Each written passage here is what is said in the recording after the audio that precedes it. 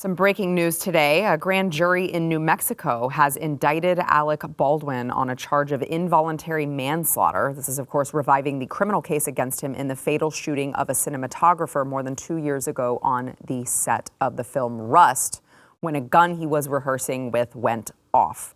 Now, this is fascinating language that the New York Times uses, when a gun he was rehearsing with went off. I am sure that they are using that language, especially because it's what Alec Baldwin himself said, that he did not pull the trigger. It just randomly went off. But that as it may, the grand jury has decided differently. And it's fascinating because I really thought that he was going to just walk out into the sunset without facing. The charges got dropped. They did. That's a whole nother. The initial charge was dismissed. Yeah, that which terrifies me, by the way. That's a whole nother issue. Like, all right, you can drop the charges. Oh, wait a minute, we changed our minds.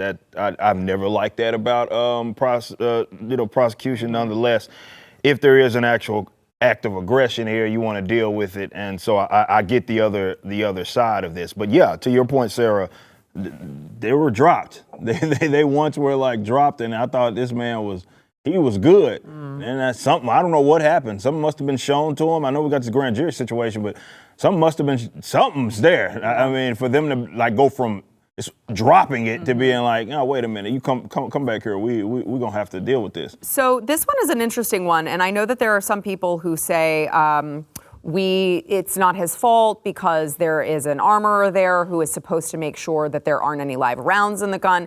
And my point is, I do think the blame can be shared. I think there is enough blame to go around. I'm not saying that the armorer is not somewhat culpable, but you don't point a gun and pull the trigger at someone without checking it yourself. Like, that is just rule number one of being in charge and responsible for a gun. And although, as I mentioned earlier, he maintained that he did not pull the trigger when the gun was fired, a forensic report commissioned by the prosecution determined that he had to have pulled the trigger for it to go off.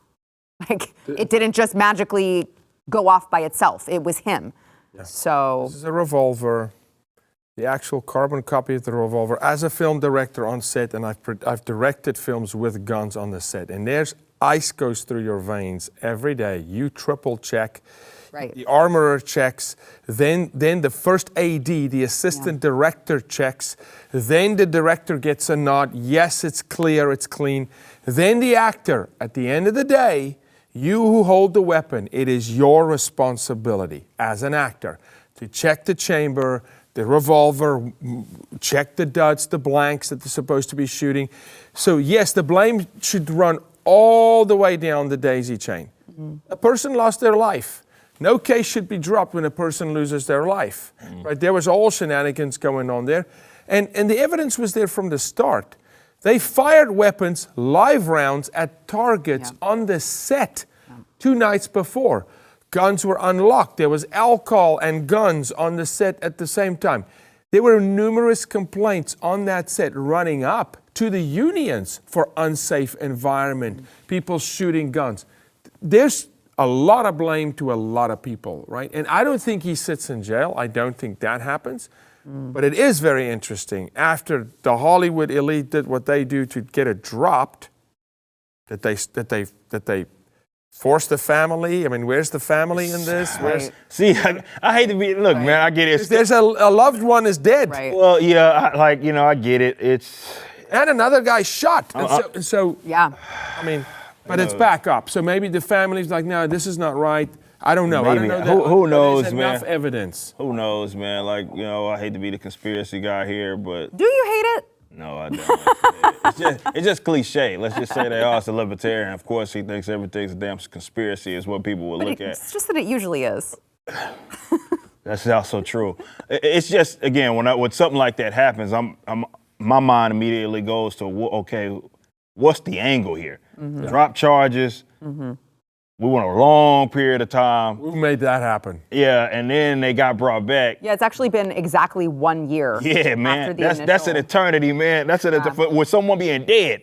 Someone being dead, That's an eternity, man. And it's not like a case of we got to find the guy or no. You know who was directly involved. You know all the parties. Eyewitness. Yeah, you got everybody knows who was at least a part of it, and to go that long with a person being dead, and now to say, wait a minute, we're gonna charge you. So I think their excuse, at least surface level, is that this forensic report that came back that showed that he had to have pulled the trigger for it to go off prompted them to like revive the case. But you would think that they wouldn't have dropped it until they got those results back in the first place. But Sarah, still, there's a family. There's a civil. You mean they figured out guns don't shoot themselves? Right. I mean, how does that speaks to more of the incompetence? The bigger conversation in the nation, right? Yeah. Can we all agree now that the gun just doesn't magically fire?